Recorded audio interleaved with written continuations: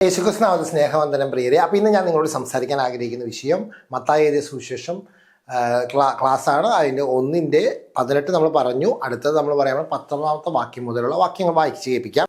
അവളുടെ ഭർത്താവായ യോസഫ് നീതിമാനായതുകൊണ്ട് അവൾക്ക് ലോക അപവാദം വരുത്തുവാൻ അവന് മനസ്സിലായതുകൊണ്ടും അവളെ ഗൂഢമായി ഉപേക്ഷിക്കുവാൻ ഭാവിച്ചു. ഇങ്ങനെ നിലച്ചിരിക്കുമ്പോൾ കർത്താവിൻ്റെ ദൂതൻ അവന് സ്വപ്നത്തിൽ പ്രത്യക്ഷനായി, ദാവീദിൻ്റെ മകനായ യോസഫേ, നിന്റെ ഭാര്യയെ മറിയെ ചേർത്തുകൊള്ളുവാൻ ശങ്കിക്കേണ്ട. അവളിൽ ഉൽപ്പാദിതമായത് പരിശുദ്ധാത്മാവിനാലാകുന്നു. അവൾ ഒരു മകനെ പ്രസവിക്കും. അവൾ തൻ്റെ ജനത്തെ അവളുടെ പാവങ്ങളിൽ നിന്നും രക്ഷിപ്പാനിരിക്കൊണ്ട് നീ അവന് യേശു എന്ന് പേരിടണമെന്ന് പറഞ്ഞു. കന്യക ഗർഭിണിയായ ഒരു മകനെ പ്രസവിക്കും. അവന് ദൈവം നമ്മോട് കൂടെ എന്ന അർത്ഥമുള്ള ഇമ്മാനുവൽ എന്ന് പേർ വിളിക്കും എന്ന് കർത്താവ് പ്രവാചകന്മാർ മുഖാന്തരം അരുളി ചെയ്ത് നിവൃത്തിയായിരിക്കുന്നു. ഇത് ചെയ്യുന്നതൊക്കെയും സംഭവിച്ചു. യോസഫ് ഉറക്കമുണർന്നു, കർത്താവിൻ്റെ ദൂതൻ കൽപ്പിച്ചതുപോലെ ചെയ്തു. ഭാര്യയെ ചേർത്തുകൊണ്ടു. മകനെ പ്രസവിക്കും വരെ അവൻ അവളെ പരിഗ്രഹിച്ചില്ല. അവൻ യേശു എന്ന് പേരിട്ടു. പ്രിയരെ, ഈ വചനങ്ങൾ വളരെ പ്രധാനപ്പെട്ട 2-3 കാര്യങ്ങൾ ഒളിച്ചു കിടപ്പുണ്ട്. ആ കാര്യങ്ങളിലേക്ക് നമുക്ക് നോക്കാം. ഒന്നാമത്തെ വിഷയം, അവളുടെ ഭർത്താവായ യോസഫ് നീതിമാനായതുകൊണ്ട്. അപ്പോൾ ഇദ്ദേഹത്തിൻ്റെ ജീവിതത്തിനകത്ത് സംശയം വന്നതെന്ന് വെച്ച് കഴിഞ്ഞാൽ, ഇദ്ദേഹം വിവാഹം നിശ്ചയിക്കപ്പെട്ട ശേഷം കഴിഞ്ഞപ്പോഴാണ് മറിയ ഗർഭിണിയായി എന്ന വിഷയം യോസഫ് കേട്ടത്. അപ്പോൾ യോസഫിൻ്റെ ജീവിതത്തിൻ്റെ അകത്ത് എന്ത് സംഭവിച്ചു എന്ന് വെച്ച് കഴിഞ്ഞാൽ, എന്നാൽ എന്നെ ഈ മറിയേനെ ഞാൻ എന്തൊരു കാര്യം ചെയ്യാം, രഹസ്യത്തിൽ ഉപേക്ഷിക്കാം, ലോക അപവാദം വരുത്തരുത് എന്ന് യോസഫിൻ്റെ ഹൃദയത്തിൻ്റെ അകത്ത് വല്ലാത്ത ഒരു ചിന്തകൾ വന്നു. എന്ത് ചെയ്യും, സാധാരണ മനുഷ്യൻ ചിന്തിക്കുന്നത് പോലെ അദ്ദേഹവും ചിന്തിച്ചു. അപ്പോൾ ഈ ചിന്തിച്ച മനുഷ്യൻ്റെ അകത്തേക്ക് ദൈവം എന്ത് ചെയ്യുന്നു വെച്ചാൽ, സ്വപ്നത്തിൽ ആ ചിന്തയ്ക്ക് ദൈവം സ്വപ്നത്തിൽ അതിൻ്റെ അർത്ഥം കൊടുക്കുകയാണ്. അപ്പോൾ ദൈവം നമ്മളോട് സംസാരിക്കുന്നത് എങ്ങനെയാണെന്ന് വെച്ച് കഴിഞ്ഞാൽ, സ്വപ്നത്തിലായിരിക്കും ദൈവം നമ്മളോട് സംസാരിക്കുന്നത്. അപ്പോൾ പറഞ്ഞ വിഷയം നോക്കൂ, ഇത് വളരെ പ്രധാനപ്പെട്ട വിഷയമാണ്. കാരണം ഈ 19ാമത്തെ വാക്യം നമ്മുടെ കുടുംബ ജീവിതത്തെക്കുറിച്ച് യോസഫും മറിയയും ജീവിതത്തിൽ മാതൃക കാണിച്ചു തന്നിരിക്കുന്നു. എന്തായിരിക്കണം കുടുംബ ജീവിതത്തിൽ നിങ്ങൾ വലിയ ഭാര്യയും ഭർത്താവിൻ്റെയും വലിയ പ്രാധാന്യം എന്തെന്ന് ഈ വചനം പറയുന്നു. അത് നമുക്ക് നോക്കാം. അവളുടെ ഭർത്താവായ യോസഫ് നീതിമാനായതുകൊണ്ട് അവൾക്ക് ലോക അപവാദം വരുത്തുവാൻ അവന് മനസ്സിലായതുകൊണ്ടും അവളെ ഗൂഢമായി ഉപേക്ഷിക്കുവാൻ നിരീക്ഷിച്ചു. അപ്പൊ ഇതിനകത്ത് പറയുന്നത് തൻ്റെ ഭർത്താവ് നീതിമാനാണ്. അപ്പൊ യോസഫ് എന്ന് പറഞ്ഞ നീതിമാൻ എന്ന് പറയാൻ കാരണം, യോസഫിന്റെ സ്വഭാവം എന്തായിരുന്നു? ക്രിസ്തുവിൻ്റെ സ്വഭാവമായിരുന്നു. സ്നേഹം, സന്തോഷം, സമാധാനം, ദീർഘക്ഷമ, ദയ, പരോപകാരം, വിശ്വസ്തത, സൗമ്യത, ഇന്ദ്രിയജയം. ഈ സ്വഭാവത്തിലായിരുന്നു യോസഫ് ജീവിച്ചു പോന്നിരുന്നത്. അപ്പോൾ ഈ ജീവിച്ചു വന്നിരുന്നത് കൊണ്ട് എന്ത് ചെയ്തു വെച്ചാൽ, നമ്മളെ വിവാഹം കഴിക്കാൻ ഉദ്ദേശിച്ച മറിയേനെ ലോക അപവാദം ചെയ്യരുത്, മറ്റുള്ളവരുടെ മുന്നിൽ നാണം കെടുത്താൻ പാടില്ല എന്നൊരു തീരുമാനം അദ്ദേഹം എടുത്തിട്ട് രഹസ്യത്തിൽ അദ്ദേഹത്തെ ഈ സ്ത്രീയെ നമുക്ക് ഉപേക്ഷിക്കാം എന്നുള്ള ചിന്തയാണ് യോസഫിനുണ്ടായത്. അപ്പം നമ്മളൊരു കാര്യം ഇതിനകത്ത് നിന്ന് മനസ്സിലാക്കേണ്ടത്, ഈ വചനത്തിലൂടെ നമ്മുടെ ഈ ദൈനംദിന ജീവിതത്തിൽ എന്തായിരിക്കും അത് ഏറ്റെടുക്കേണ്ടത്. പ്രിയരെ, ഇതിനകത്ത് ഭാര്യയും ഭർത്താവിനെയും കുറിച്ചും കാണിക്കുന്നു.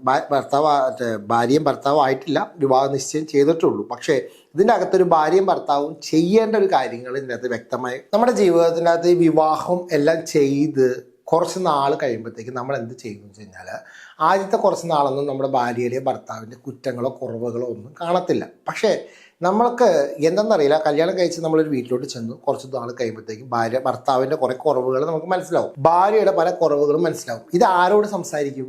ഇത് നമ്മൾ ലോകത്തിലോട്ട് മറ്റുള്ളവരുടെ മുന്നിലേക്ക് നമ്മൾ അതിനെക്കുറിച്ച് പറയാം.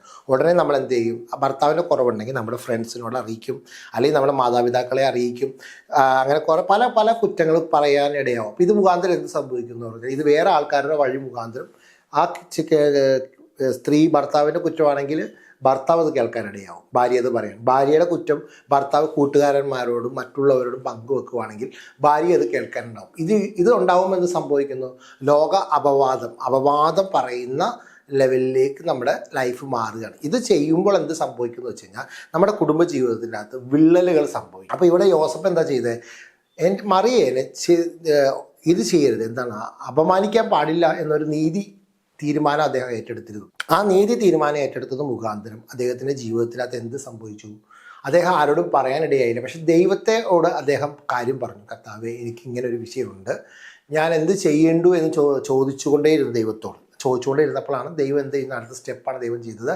സ്വപ്നത്തിൽ ദൈവം അതിനുള്ള മറുപടി അയച്ചു കൊടുത്തു. എന്ന് പറഞ്ഞതുപോലെ നിങ്ങളുടെ ജീവിതത്തിനകത്ത് നിങ്ങളുടെ കല്യാണം കഴിച്ച് കഴിഞ്ഞാൽ നിങ്ങൾ തീരുമാനം എടുക്കേണ്ട ഒരു കാര്യമാണ്. നിങ്ങളുടെ ഭാര്യയുടെ കുറ്റം, ഭർത്താവിൻ്റെയും കുറ്റം, കുറവുകളും മൂന്നാമതൊരു വ്യക്തിയോട് പറയാൻ പാടില്ല. മാതാപിതാക്കളായിക്കോട്ടെ, ആരായിക്കോട്ടെ, ആരോടും പറയാൻ പാടില്ല. അപ്പോൾ എവിടെ പറയണം? നമ്മൾ പറയേണ്ട സ്ഥലം എന്താണെന്ന് വെച്ച് കഴിഞ്ഞാൽ നിങ്ങൾ നിങ്ങളുടെ ഭർത്താവിനോട് തന്നെ ട്രസ്റ്റ് ചെയ്യുക. നിങ്ങൾക്ക് ഭർത്താവിനൊരു കുറവുണ്ടെങ്കിൽ നിങ്ങൾ എന്ത് ചെയ്യണം? ഭർത്താവിനോട് പറയാൻ പഠിക്കുക.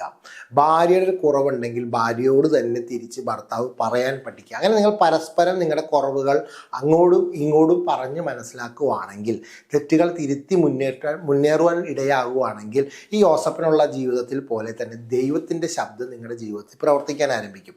അപ്പോൾ ഇതിൻ്റെ അകത്തുനിന്നൊരു ഗുണം എന്താണെന്ന് വെച്ച് കഴിഞ്ഞാൽ, നമുക്ക് രണ്ടുപേരും പരസ്പരം അങ്ങോട്ടും ഇങ്ങോട്ടും സംസാരിച്ച് കഴിഞ്ഞാൽ നമ്മുടെ കുടുംബ ജീവിതത്തിൻ്റെ അകത്ത് നമുക്ക് നമ്മുടെ ഭർത്താവിനെ അറിയാൻ പറ്റും, നമ്മുടെ ഭാര്യനെ അറിയാൻ പറ്റും. ഇത് അറിഞ്ഞ് നിങ്ങളുടെ ജീവിതത്തിൽ പോവുകയാണെങ്കിൽ ഇത് നിങ്ങളുടെ ലൈഫിൽ ഒരു ഭാഗ്യം ചെയ്തൊരു അനുഭവമാണ്. അപ്പം നിങ്ങളുടെ കുടുംബ ജീവിതത്തിനകത്ത് അധികം പ്രശ്നങ്ങളൊന്നും വരാതെ നിങ്ങൾക്ക് പല കാര്യങ്ങളെ ഫ്രീ ആയിട്ട് സംസാരിക്കാനും മുന്നോട്ട് പോകാനിടയാവും. നിങ്ങൾ ഒരിക്കലും മൂന്നാമതൊരു വ്യക്തിയോട് നിങ്ങളുടെ ഹസ്ബൻഡിൻ്റെ നെഗറ്റീവായിട്ടുള്ള കാര്യമോ ഭർത്താവിൻ്റെ ഭാര്യയുടെ നെഗറ്റീവായിട്ടുള്ള കാര്യങ്ങളോ സംസാരിക്കാതിരിക്കുക. സംസാരിച്ച് കഴിഞ്ഞാൽ ഉണ്ടാകുന്ന സംഭവം ഈ വചനം പറയുന്നത് പോലെ നിങ്ങൾക്ക് എന്ത് ചെയ്യുന്നു? കഷ്ടം സഹിക്കേണ്ടി വരും. അപ്പോൾ ആ കഷ്ടത്തിൽ നിന്ന് നിങ്ങൾ മാക്സിമം ഒഴിഞ്ഞു മാറുക. നിങ്ങൾ വിശ്വാസത്തോടെ എന്തെങ്കിലും ഒരു കാര്യം അതിനൊരു മറുപടി കിട്ടുന്നില്ല, എനിക്ക് ഭാര്യയോട് പറയാൻ പറ്റുന്നില്ല, ഭർത്താവിനോട് പറയാൻ പറ്റുന്നില്ല എന്ന് നിങ്ങൾക്ക് തോന്നുന്ന സമയത്ത് നിങ്ങൾ ചെയ്യേണ്ട ഒരു കാര്യം എന്ന് പറഞ്ഞാൽ നിങ്ങളുടെ സ്വർഗത്തിലിരിക്കുന്ന പിതാവിനോട് കാര്യം പറയുക.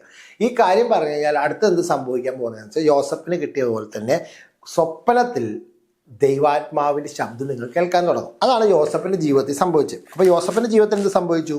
ലോക അപവാദം വരുത്തരുതെന്ന് പറഞ്ഞ് ഉപേക്ഷിക്കാനായിട്ട് തീരുമാനിച്ചു. അപ്പം അങ്ങനെ ഇരിക്കുന്ന സമയത്താണ്, ഇങ്ങനെ നിലച്ചിരിക്കുമ്പോൾ കർത്താവിൻ്റെ ദൂതൻ അവന് സ്വപ്നത്തിൽ പ്രത്യക്ഷനായി. കണ്ടോ?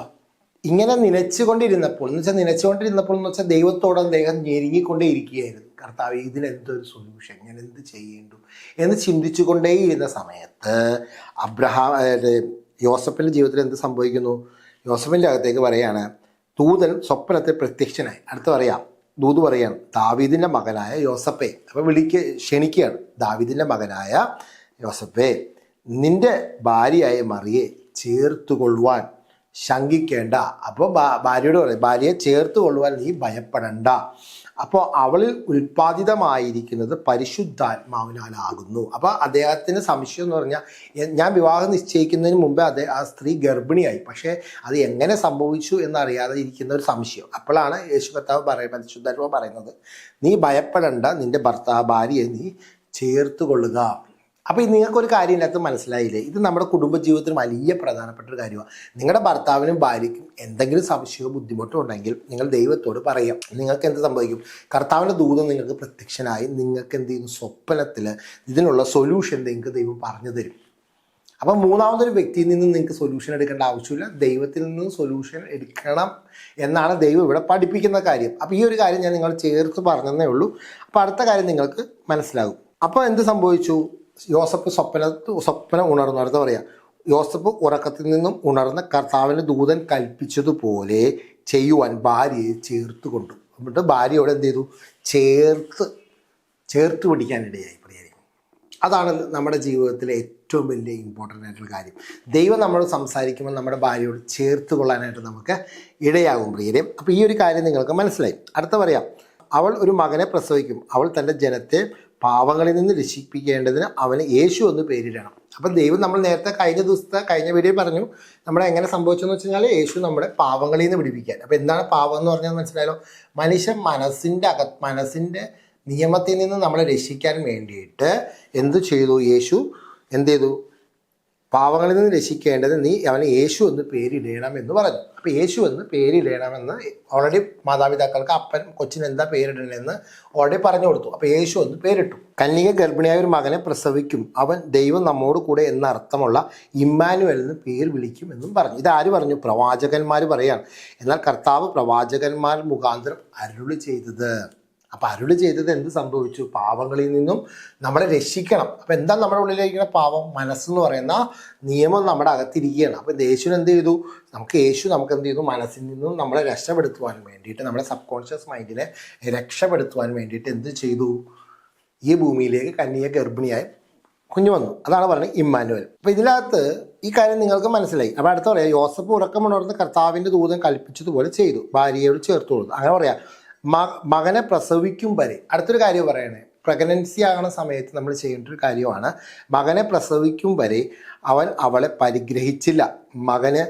അവൻ യേശു എന്ന് പേർ വിളിച്ചു. അപ്പോൾ നമ്മൾ ഈ സ്ത്രീ ഗർഭിണിയാകുന്ന സമയത്ത് നമ്മൾ വളരെയധികം നമ്മുടെ ഭർത്താക്കന്മാർ ഭാര്യയെ വളരെയധികം കെയർ ചെയ്യണം എന്നാണ് എൻ്റെ അടുത്ത് പറയുന്നത്. ഭാര്യയെ വളരെ കെയർ ചെയ്യണം, വളരെ സപ്പോർട്ട് കൊടുക്കണം, അവർക്ക് വേണ്ട എല്ലാ കാര്യങ്ങളും പരിചരിക്കണം. യോസഫ് എന്താ ചെയ്തതെന്ന് വെച്ച് കഴിഞ്ഞാൽ, മകൻ പ്രസവിക്കും വരെ അവൻ പരിഗ്രഹിച്ചില്ല. അവർ ശാരീരികമായ ഒരു ബന്ധത്തിലേക്കും ഏർപ്പെടുവാനായിട്ട് പോയില്ല എന്നാണ് യോസഫിൻ്റെ ഈ അനുഭവം പറയുന്നത്. അപ്പം നമ്മുടെ ജീവിതത്തിലും അത് ഏറ്റെടുക്കുക. നമുക്ക് നല്ലൊരു മകനും മകളും നിങ്ങളുടെ ജീവിതത്തിൽ ഉണ്ടാകട്ടെ. നിങ്ങൾക്ക് കുട്ടികളില്ലായെങ്കിൽ കുട്ടികളുണ്ടാകട്ടെ. വാക്തത്വം പറഞ്ഞതുപോലെ നിങ്ങളുടെ കുടുംബജീവിതം യഥാസ്ഥാനപ്പെടുക. അപ്പോൾ എപ്പോഴും നിങ്ങളുടെ കുടുംബജീവിതം യഥാസ്ഥാനപ്പെടുവാൻ ആഗ്രഹിക്കുമ്പോൾ മത്തായിയുടെ സുവിശേഷത്തിനകത്ത് മറിയ ചെയ്ത മാതൃക, യോസഫ് ചെയ്ത മാതൃക നിങ്ങൾ പിന്തുടരുക. ഇവർ ഈ ഒരു അധ്യായത്തിനകത്ത് ഈ ഒരു കാര്യങ്ങൾ മാത്രമാണ് മറിയയും യോസഫിനെയും കുറിച്ച് പറഞ്ഞിരിക്കുന്നത്.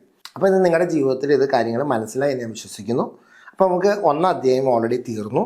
ഇനി നമുക്ക് പ്രവർത്തിക്കേണ്ടത് 2ാം അധ്യായമാണ്. 2ാം അധ്യായത്തിലേക്ക് നമുക്ക് കടക്കാം. ദൈവനാമം മഹത്വം കൊടുക്കട്ടെ. യേശുവിൻ്റെ നാമത്തിൽ തന്നെ ആമേൻ.